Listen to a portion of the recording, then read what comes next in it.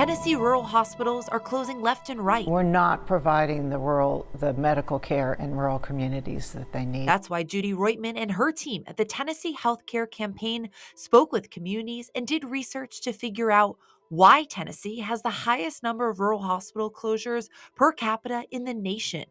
The main thing I want to say is that rural hospitals are drowning under uncompensated care. They are required to see patients who show up sick at their doors, but there's too many people who have no insurance at all. That's why Reutman says Tennessee needs to expand Medicaid and accept federal funding. They just don't get the primary care, the preventative care that keeps them out of hospitals. Dr. Mark Gaylord, retired director of the NICU at the University of Tennessee, says this is a critical time to expand Medicaid. One of the things that happened with COVID is that people could not be kicked off of Medicaid, and we're getting ready to be in the Medicaid enrollment portion.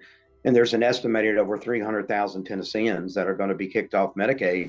Dr. Gaylord adds it's the main reason why so many hospitals have failed or are failing in Tennessee. I would like this to be a much more free market. We went to Senator Mark Pody, who's been involved in finding ways to expand health care in rural areas, and asked him if he would accept federal funds for Medicaid expansion.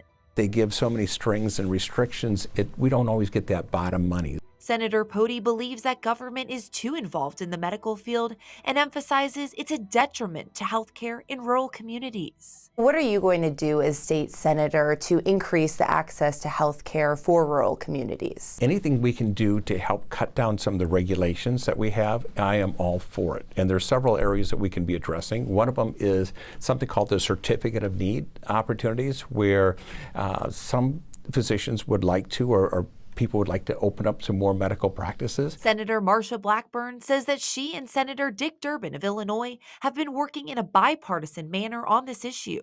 Making certain that we are getting providers into rural areas, making certain that there are options on the table that rural communities can use to bring that emergency care that they need. The lack of Medicaid expansion in our state has impacted rural communities. Dr. Tracy Stansberry, who's worked in rural healthcare for 20 years, says these changes need to happen now.